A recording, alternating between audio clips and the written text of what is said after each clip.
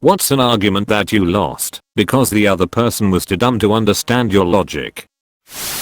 Guy once told me he was speeding on his motorcycle one night in the freezing cold and was almost caught by a police helicopter with an infrared camera. He said he ditched the copter by taking his coat off and cooling his body down to ambient temperature so the infrared camera couldn't see him. I ignored the fact that he'd be dead if his body temp dropped that much and simply asked why they couldn't pick up the heat from the engine. He said infrared cameras only pick up heat from organic sources. At this point I decided against even trying to argue against any of the ridiculous points he was trying to make and just noped right out of the conversation.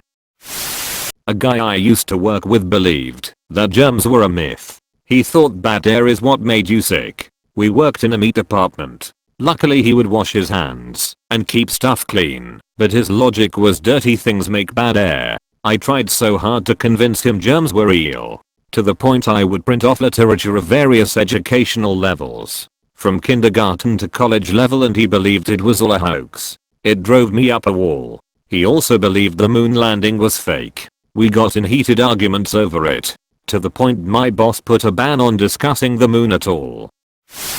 I'll be finishing up my history degree in a few months. I really shouldn't be arguing my subject with people who've never had a reason to pick up a history book, but I was stuck with a buddy of mine for several hours a day for the better part of last year, and we got around to talking about pretty much everything.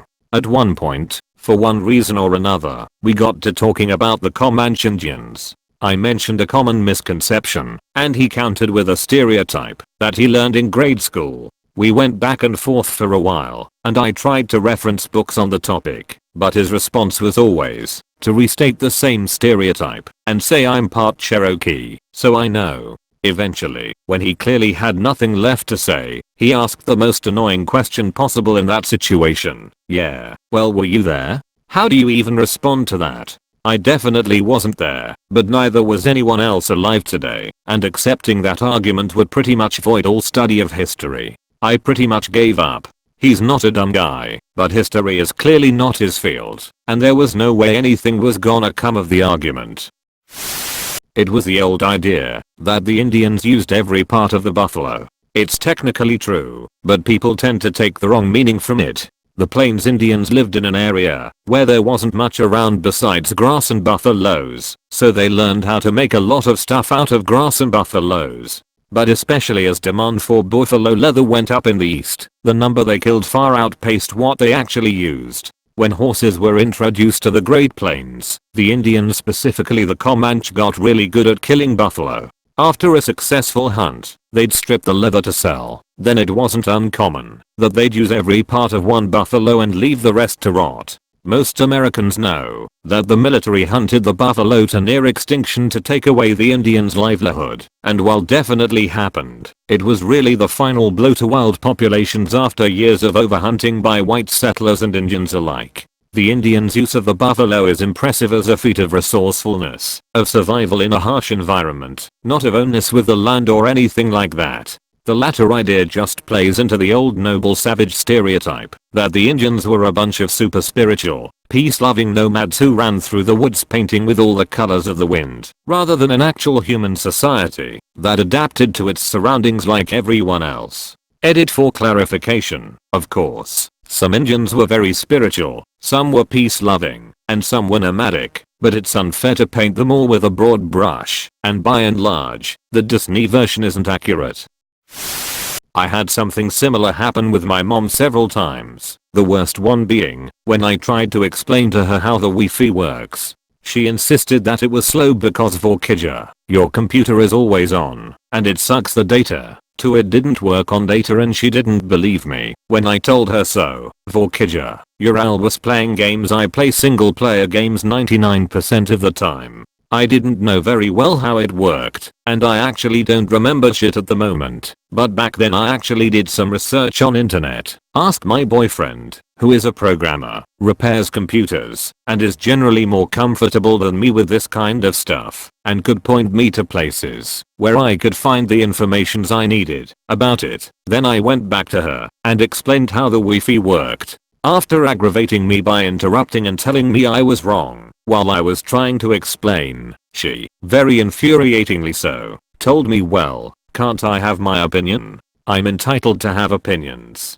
I went berserk. I couldn't do it anymore. I just screamed back, you can't have an opinion on facts. If this is how it works, this is how it fu **ing works. It wasn't the best way to react, but she has a knack for making me so irrationally angry that I just react like that.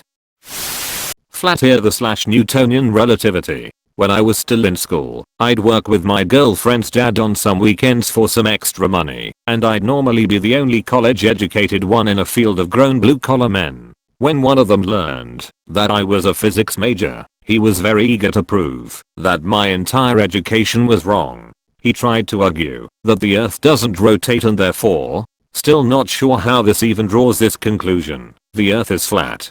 His argument was that the duration of a flight going the same distance from east to west should be different than a flight going from west to east, because one way you are flying with the rotation and one you are flying against it. I tried explaining relativity in the simplest terms possible. He understood throwing a ball when you're in a moving car / train, walking in a moving plane. Every possible example I could think of, I'd explain and he'd agree. When we got to a plane taking off being like the ball and the earth rotating being the moving car / train, I just completely lost him every time. He said it can't be the same, and the liberals brainwashed me if I actually believe that. Whist getting a tour of our children's school garden. The teacher is rambling on about the different veggies and stuff they grow. We are walking by these giant sunflowers. Teacher, oh, these are sunflowers for making popcorn. Me, you mean you add them to popcorn? Teacher, no. Sunflower seeds make popcorn.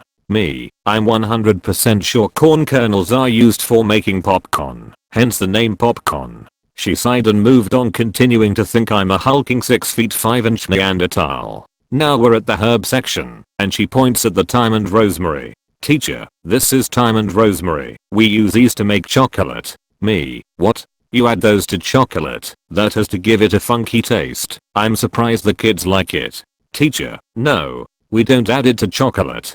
Chocolate is made from them. I gave up questioning her at this point and finished the tour silently contemplating how this woman can zip up her pants in the morning, let alone get a degree and teaching certificate. Countless customers when I was fixing cars. One time I was doing an oil change on a guy's Mercedes 240 SL.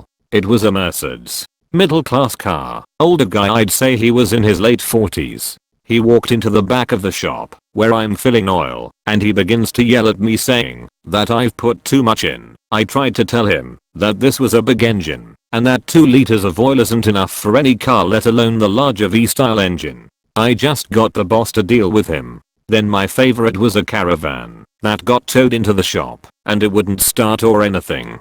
Customer insists that the battery was too new and it fried the computer or something. The second I open the hood I see the problem. When he replaced the battery he didn't know there are plastic caps over the terminals to keep them from shorting on stuff. Once he saw me pull the plastic caps off the battery he became so embarrassed his wife had to pick up the car. He walked out, and we would always joke about the caps to the customer's wife and we all got a good kick of it. Moral of the story, if you didn't spend years in a shop or go to school for automotive, don't try to argue it lol. TL. Dr. Man gets mad for me trying to put correct amount of oil in car. Other man changes battery, forgets plastic caps, and says computer is fried. When I was working waiting tables they changed scheduling systems and the times printed were in military time. My shift said I started at 10:50, so that is, when I show up, 10:50 am. At the end of my shift, my manager hands me a write-up to sign for being late. I refused because I was there at my scheduled time, 10:50 am. He then tried to tell me I was supposed to be in at 10:30. This is when I go and grab the paper schedule and point to where it says 10:50, clearly written. At this point I start to notice that all of the start times were either at the top of an hour, 1 o'clock, 1300 hours, etc., or at the hour, and 50. When making the schedule, he thought that 50 in military time was a half hour and would not listen to me when I explained as clearly as I could that it was the hours that changed, not the minutes. Won a bet from another bachelor's degree holder in physics. Him and I went to different schools, but still, come on. I said that you could have liquid water below 32 degrees Fahrenheit by adding salt to the mixture. He disagreed. I made the obvious to anyone who learned cool facts in chemistry class that water solutions generally, if not exclusively, increased boiling PTS and decreased freezing points. He acknowledged the likelihood I was correct, but disagreed completely that I could accomplish the result because, and I quote, "where does the extra cold come from?" Granted, I couldn't explain where the extra cold came from without looking it up, but nevertheless, he bet me $50 that I couldn't prove to him with bucket, salt, water, ice, and standard thermometer would be lower than 32 degrees Fahrenheit after a minute of mixing. 30 minutes to go to a couple stores. Later I had $50. And for the curious, the extra cold comes from the water giving away its extra heat to break down the crystalline structures present in ice. The saltwater solution, having lowered its freezing point, essentially makes more heat from the liquid water available to be used in breaking down the ice.